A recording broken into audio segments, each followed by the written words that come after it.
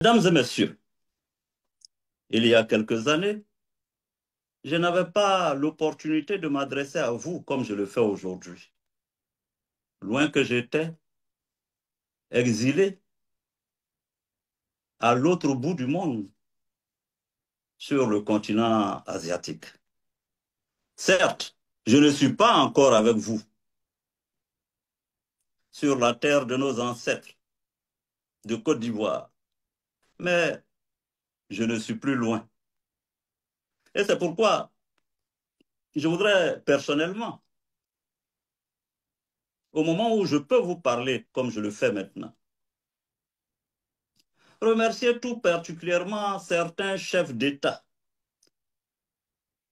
qui, dans ma difficulté, ont été d'un soutien et d'un humanisme notable que je tiens à relever ici.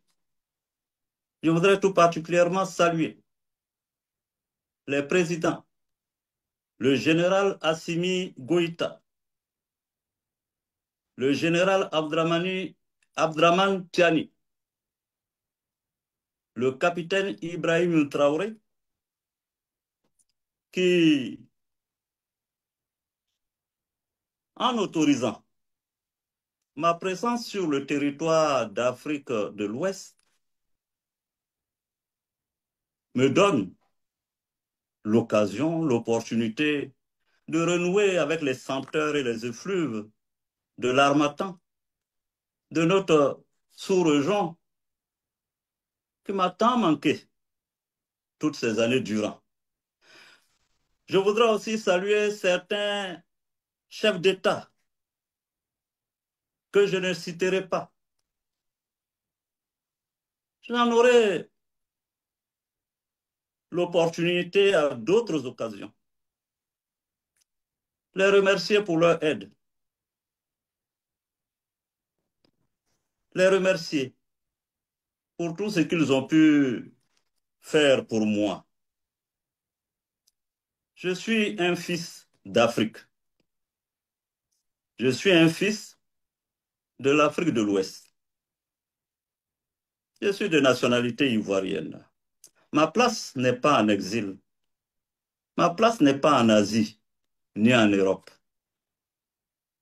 Ma place, c'est en Afrique. Ma place, c'est en Côte d'Ivoire, pour me rapprocher un peu plus de la tombe de mon père et de ma mère, enterrés à Ferté, à qui je pense constamment, puisque chaque année, je me rendais au pied de leur tombe. Ce que je n'ai pas pu faire depuis 6 ans. C'est avec émotion que je vais penser à eux aujourd'hui. Vous me connaissez, vous le savez, chaque 31 décembre,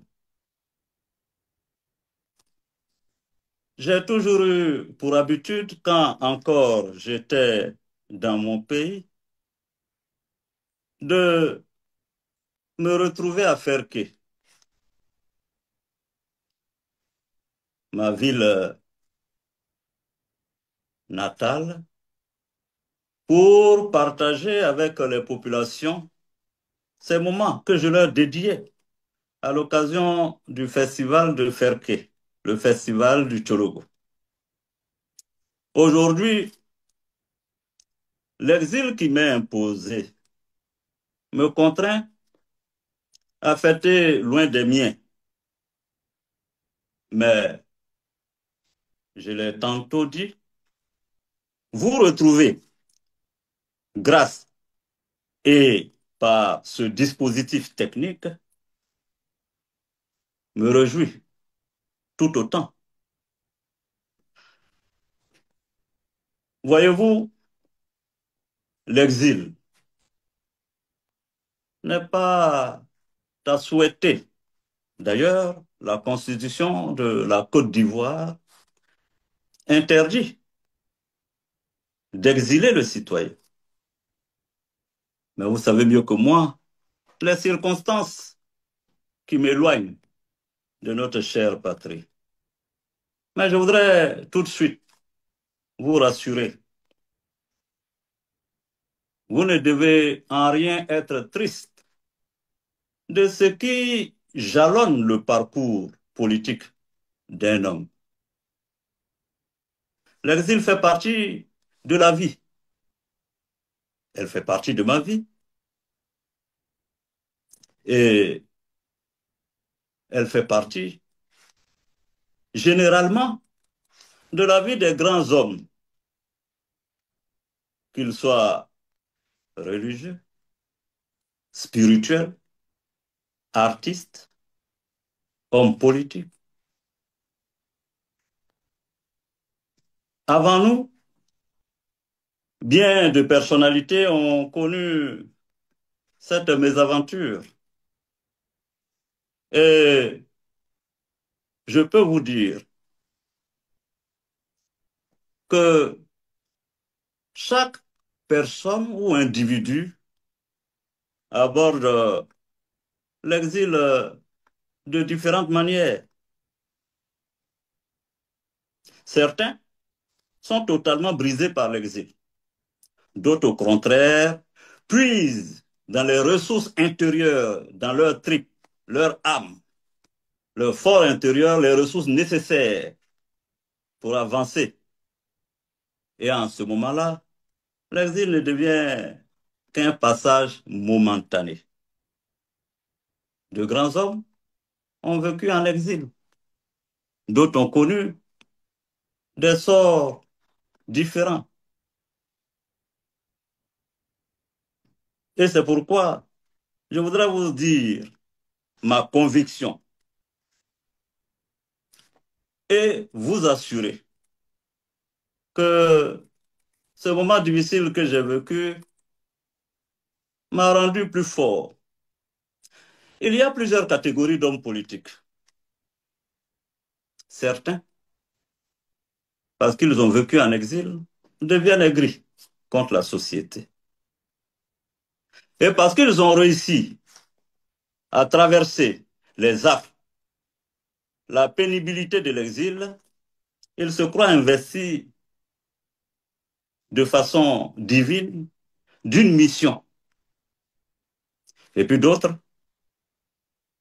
qui traversent l'exil en ayant pris une véritable cure d'humilité. Je veux être de ce lot. L'exil, je l'ai vécu, je l'ai accepté. J'ai compris que si Dieu, comme l'appellent les chrétiens, Allah, comme l'appellent les musulmans, et les matérialistes, qui vous parleront donc de dame nature, si Dieu a permis que je sois en exil toutes ces années, il sait certainement pourquoi. Et si toutes ces années, je suis encore sur mes jambes solides, et Inch'Allah, Alléluia, Dieu sait aussi pourquoi.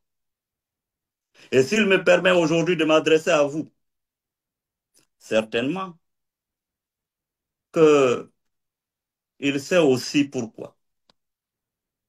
C'est pourquoi vous me permettrez de conclure que